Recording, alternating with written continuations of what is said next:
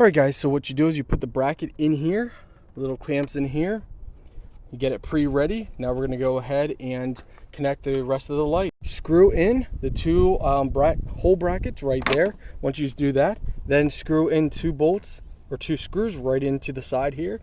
And this is what it looks like.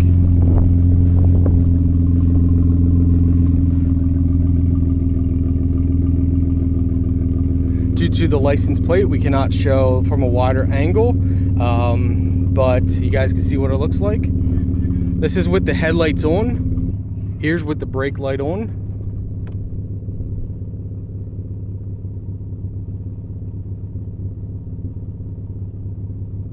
So that's what it looks like. Plenty of brightness. We can probably try if we just block our plate here from a further angle.